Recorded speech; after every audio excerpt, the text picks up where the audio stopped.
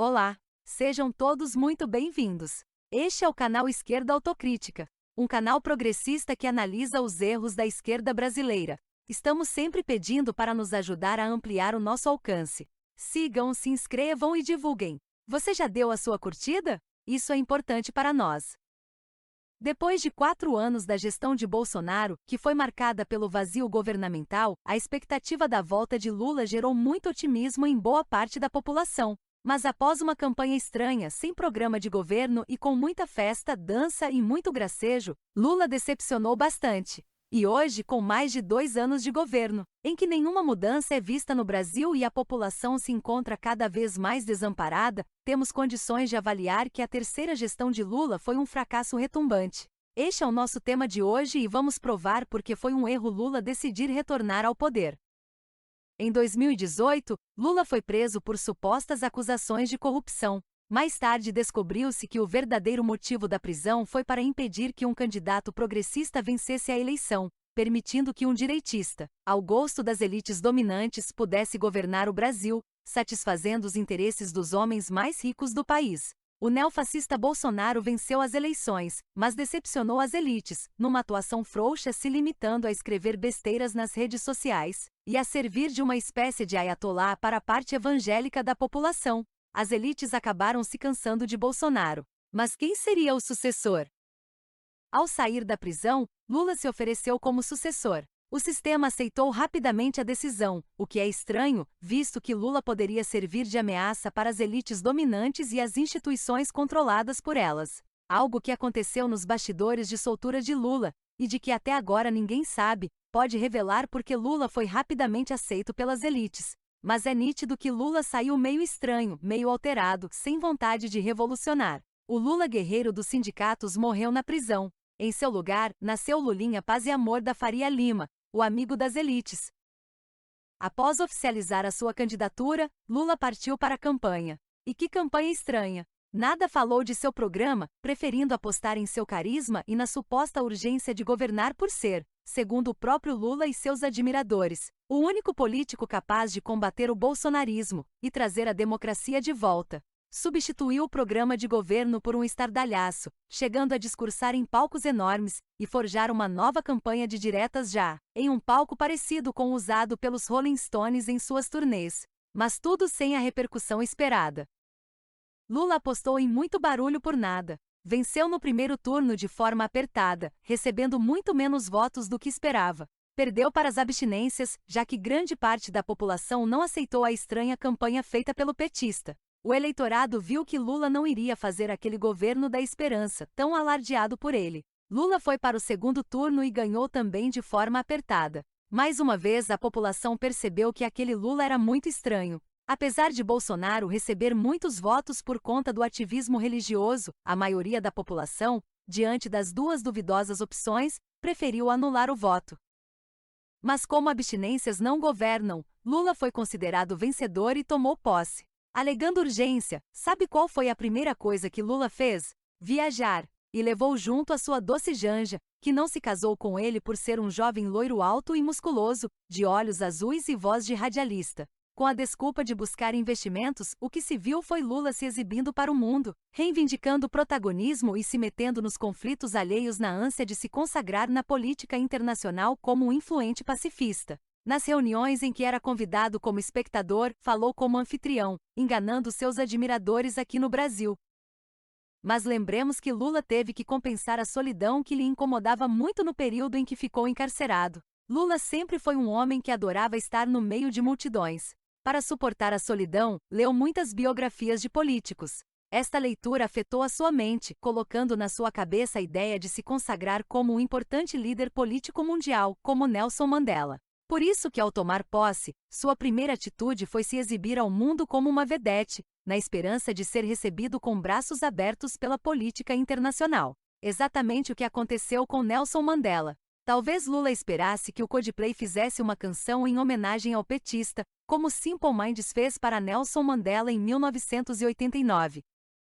Só que Lula foi solenemente ignorado. Pensando em ser o maior líder político de todo o planeta, Lula foi tratado como mais um reles governante de um país subdesenvolvido.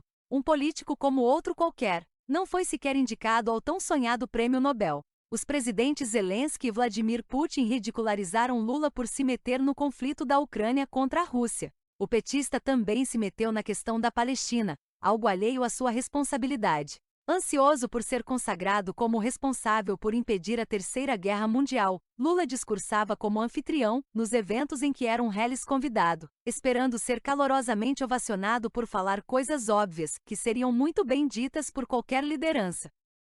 O Brasil continuou sem protagonismo, mesmo com a insistência de Lula em tentar melhorar a imagem do Brasil lá fora, reivindicando o desnecessário destaque mundial. Lula forçou muito a barra para que o Brasil se tornasse protagonista. Mandou o IBGE criar um ridículo mapa com o Brasil no centro. Uma inútil bobagem. Países sem protagonismo como Andorra e Liechtenstein seguem invisíveis mundialmente, mas com alta qualidade de vida.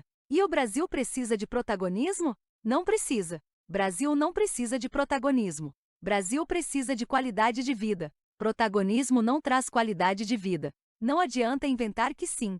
Protagonismo é supérfluo. E nem adianta os lulistas argumentarem que o Brasil esteve em alta em 2024, nem forjando falsas provas. Vão dizer que muitos estrangeiros vieram ao Brasil durante o governo de Lula. Mas o Brasil só teve uma avalanche de atrações internacionais porque estrangeiros sabem que o Brasil é o melhor lugar para se ganhar dinheiro, visto a ingenuidade de seu povo, que se deslumbra com qualquer gringo bem vestido que aterriza em nossas terras. Estrangeiros não precisam dos brasileiros. Estrangeiros precisam do dinheiro dos brasileiros. Mas isso não é protagonismo, é exploração mesmo. Nem isso garantiu tão sonhado respeito exigido por nós, pois os estrangeiros continuam até este exato momento, nos enxergando como otários, desonestos, tarados e infantis. Lamento, isso vai levar muitos séculos para mudar. Enquanto isso, problemas no Brasil só cresciam.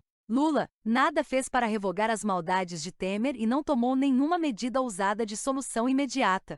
O presidente preferiu requentar seus projetos de 20 anos atrás, todos de caráter meramente paliativo. Só que, aproveitando a ingenuidade de seus admiradores, Lula investiu forte em publicidade, para que seus projetos parecessem melhores do que a realidade mostrava, mantendo a sua ânsia de consagração. Lula também insistiu em dizer que o Brasil estava se desenvolvendo com rapidez. Mas no mundo real, a população percebia que tudo não passava de uma farsa, pois a realidade cotidiana continuava ruim e só piorava. Lula segue mentindo, ansioso para se consagrar, não somente como o maior líder político mundial vivo, mas também como o melhor presidente brasileiro de todos os tempos. Lula lança mão de pesquisas e relatórios para tentar provar que o Brasil se desenvolve com rapidez e que está resolvendo de forma definitiva todos os seus problemas. Tudo sem comprovação real. Ora, Lula, a população não é trouxa. Sabe que a sua atual gestão é fraca e confusa. A população percebe que você não virou presidente para governar. Virou presidente para se consagrar. Para virar um personagem histórico a ser lembrado daqui a 300 anos. Mas isso não vai rolar. Não vai rolar porque o Brasil segue em sua piora. Desemprego, salários baixos. Preços altos, produtos faltando. Gente brigando, gente morrendo. Violência que cresce sem parar, moradores de rua, educação ruim, com população cada vez mais emburrecida, saúde ruim, instituições ruins, tudo ruim. E Lula aparecendo na sua publicidade como o melhor presidente de todos os tempos. Qual é? Estamos cansados de sermos enganados. A realidade não é como que os relatórios escritos pelos amigos de Lula dizem. É muito pior. Relatórios nunca passaram de meros desfiles de palavras e de gráficos. É fácil se inventar dados escrevendo no papel. Difícil é resolver os problemas com coragem e ousadia. Não vemos os muitos problemas serem resolvidos, nem mesmo indícios de que serão resolvidos. Lula continua mentindo, pois a sua preocupação real não é com o Brasil e com o seu povo. A sua preocupação real é com a sua imagem, com o seu prestígio. Lula se preocupa com a forma de como será lembrado em um futuro remoto. É esta a sua prioridade, e os admiradores de Lula estão muito felizes com a possível consagração de seu ídolo maior.